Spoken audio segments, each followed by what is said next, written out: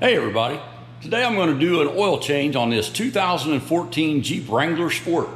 And the reason I'm going to do this is we have a lot of friends that drive Jeeps, and I change the oil in everything I've ever driven myself, not just because I'm cheap. Anyway, I changed the oil in this 2014 Jeep, and I also changed the oil in a 2016 Jeep Wrangler 4-door that Bill and Pat have.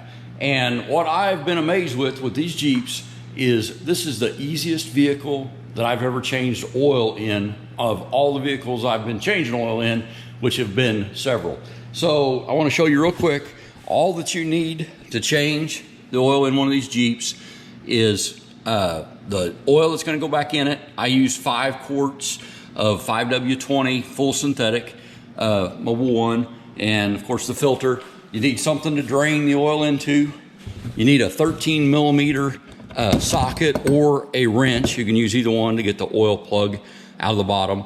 To change the filter, it takes a 15/16. I use a socket, but you can also use a 15/16 wrench or an adjustable that will go that large. Everybody probably in anywhere has the tools that you need. Again, like I said, this is 13 millimeter. The cheapest socket sets that you'll buy will have a 13 millimeter in it generally. And like I said, with just an oil pan and a filter, I use the filter to put the used oil back in the jug after I use this.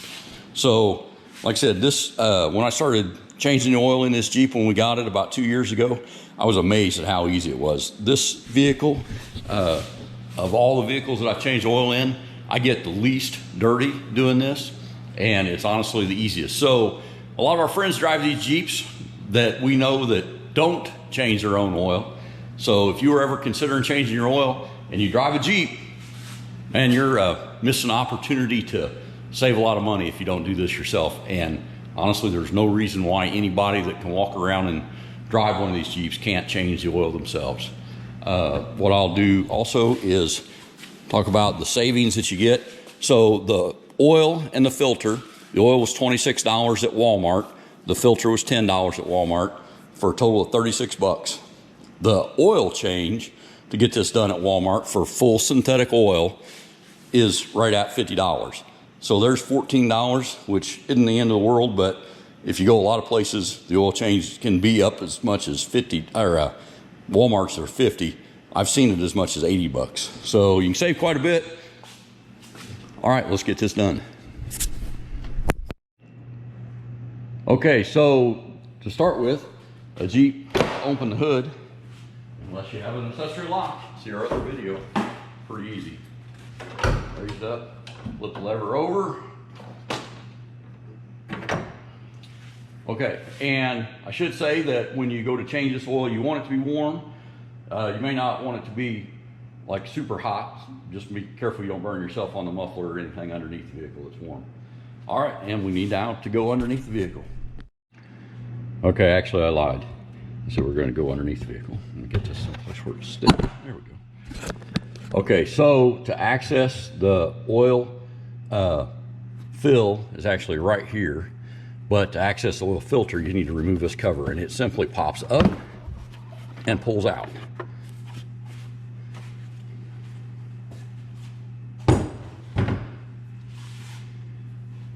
Here's the oil filter. We're going to drain the oil first, but what I always do is I like to take the oil fill cap loose so that when I take the drain plug out, it doesn't build a vacuum, it just drains. Okay, now we'll go under the car. Okay, I'm underneath the car and I'm on a creeper, but this car is not jacked up at all. It's just sitting on the ground, which is another thing that makes these Jeeps really easy to work on. They have the ground clearance that you can get under here either on a creeper, or if you don't have a creeper, you don't need it. You just lay on the ground. But super simple to change. So 13 millimeter socket. Loosen the bolt. Make sure your drain pan is in place.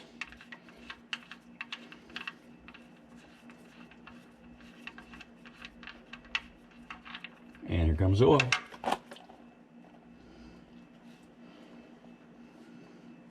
By opening the fill cap, there can be air enter the top of the motor while this oil goes out, so it does not create a vacuum that makes it, you know, where you have to wait, or the oil sits there and jiggles and bubbles out, gurgles out.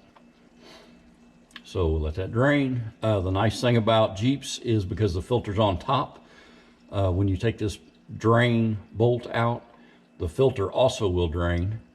And so you can literally drain this oil out, wait for it to finish draining, put the bolt back in, and then you are done underneath this car.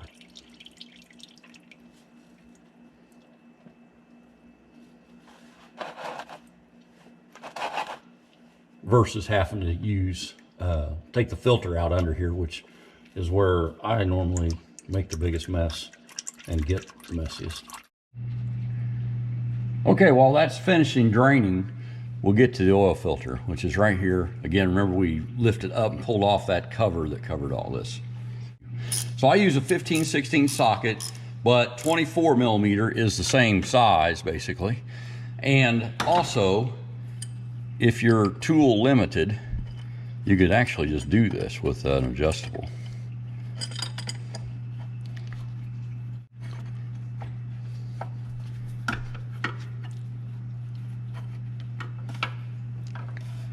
So there's a 15/16 wrench. There's a 24 millimeter socket.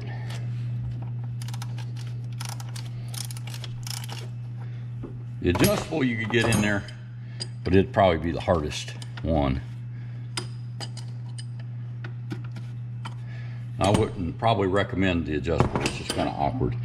But a socket, either 24 millimeter or 15/16, or a 15/16 or 24 millimeter wrench, both work pretty well.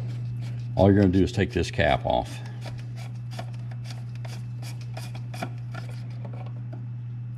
And the filter is attached to it. So pretty easy and no mess. I love the fact that it's above the motor instead of being underneath the car, having to deal with this. The amount that I get dirty, it probably is, I'd say about 80% of the amount that I get dirty underneath the car changing the oil is from changing the filter. So I really like this filter being above it. So what we'll do here is this just slides off like that.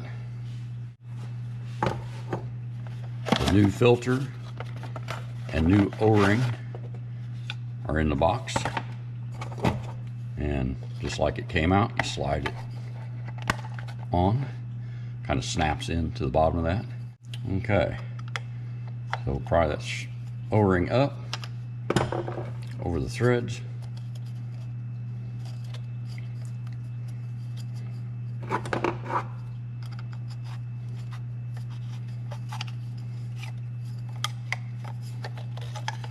Just kind of work it up over.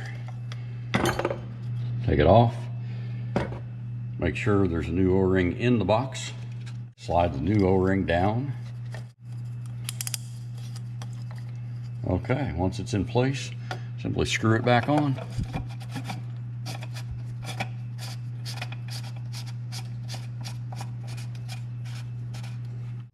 You don't want to make these, like, you don't want to over tighten them. Just snug them down.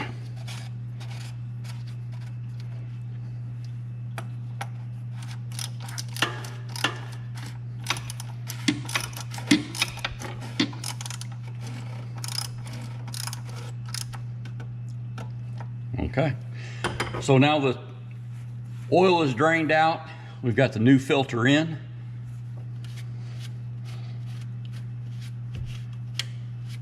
Drip some oil on my alternator, messing with that filter. Okay, so now we can put that lid back on, but I'll go put the drain bolt in and we'll get ready to put the oil back in this vehicle. And I'll put the bolt back in. Again, a little 13 millimeter socket.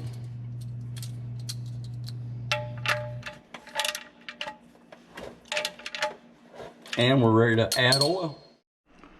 Okay, so we're ready to put the oil in. The oil goes right in the oil fill hole. And I always use a funnel. when you use a funnel, make sure it's a clean funnel. You don't want to change your oil and put dirt in the motor from the funnel. But with this funnel, the reason I use it is it just keeps from getting oil on the side of the motor, which isn't a big deal. I've done it before. Usually it burns off, but it makes it easier. The other thing you can do is, you know, hold the jug so that you pour carefully and pour it right into it.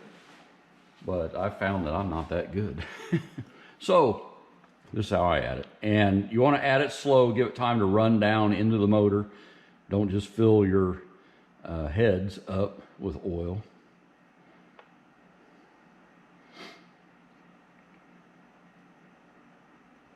I saw a person one time just flip a jug like this upside down and let it all drain into a little diesel engine. And there was a breather from the valve cover to the entrance of the, I guess, I don't know, the air injection. And oil went down that passage and hydrolocked that motor. And when we went to start it, it broke the crank. So I always add oil slowly. And I mean, not super slow, but I don't just blast it all in there. The reason I wanted to try and show like using an adjustable or a wrench to take that filter off is some people don't have a 15/16 or 24 millimeter socket. That's 13 millimeters in every socket set you could ever probably get. And I'll bet a 1/2 inch socket would work on that too. But it is 13 millimeter. But a 24 millimeter or a 15/16 might not be as easy to come across. So if you want to do this yourself and you didn't have an extensive tool collection, there's always ways to do it. But like I said, a 15/16 is the easiest way for sure. Okay, so that oil is in. Get our funnel out of the way. We'll be using that again here in a second. So always important, put the fill cap back on and make sure you put it someplace where you can tell it. Now here's the thing with the 5W20 oil, right? It says it right on the cap. And most vehicles now are that way. So I use fully synthetic because I like it. I don't think you have to. All right, the last step is to put the little, I don't even know what it is, little cover back on. And there are, let's see where we're at on the picture. Back here, yeah, I think you can see it. Right there, there are 2 hooks. And those 2 hooks go in this little formed hood piece, I guess. So you want to just line those up. Once you feel those go in, push down. There's another little locking piece right under here. You feel it lock in. And we are done with this job for the most part. Got one little thing left to do inside the car. Okay, we'll shut the hood.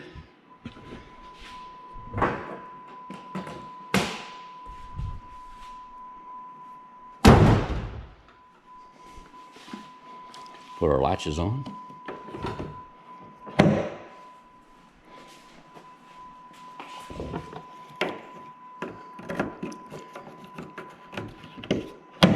Okay, now we pull it outside and do the last part in the car. Then I'll come in here and put that oil away, ready for recycling. Okay, we've got the change oil soon light on, which was how we knew it was time to change the oil. So I'll show you how to reset that. Okay, to reset your oil, change oil light, turn the ignition to on without starting the engine, and then with the accelerator pedal, put it to full throttle 3 times in less than 10 seconds, and that resets the oil light. So let's start it up, see what it says.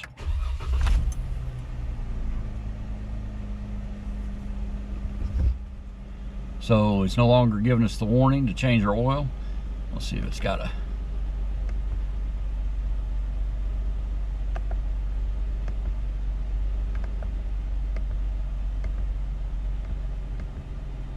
Vehicle info. Oil life 100% remaining. So oil life 100% remaining. Sounds like it was successful. I've never seen a car that you hit the accelerator 3 times to reset it, but kind of cool. One more reason to like a Jeep. Okay, so we've refilled the oil. Here's the dipstick. So let's check it, make sure we're full. Pull it out, wipe it off, put it back in, and see where it says.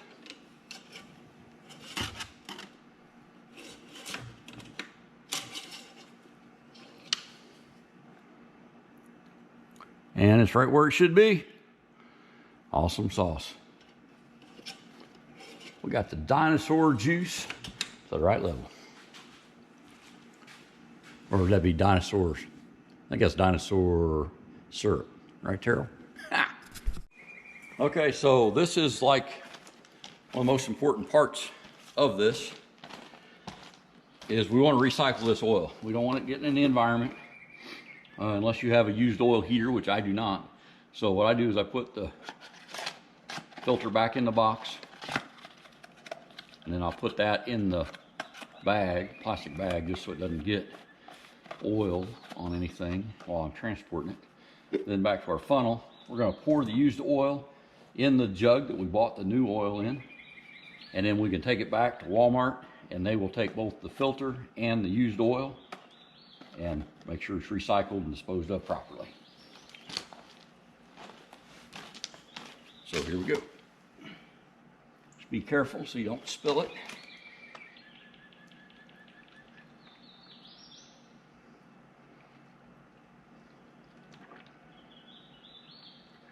If you don't buy your oil at Walmart, one caveat, all Walmart sell oil. Only the ones that have the auto centers where they do oil changes and such will take your used oil. Here we have AutoZone and Napa, and they will both take your oil, used oil. What I like to do on those places is when I'm buying it, I'll just ask them if I can bring back the used oil. And generally, they never have a problem with it. So we'll fill that up, put the cap back on it, and we'll let that funnel drain down a little bit, and we'll take that back to be recycled. Okay, that funnel's drained down in there pretty far. Take it off. Put the cap on. Wipe off the bottle. Got just a little bit run down the side. Okay, and then these will be returned to the Walmart Auto Center for recycling. Thanks a lot, y'all.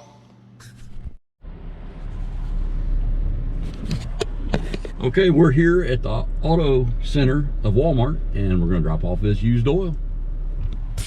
Okay, so got my used oil and filter.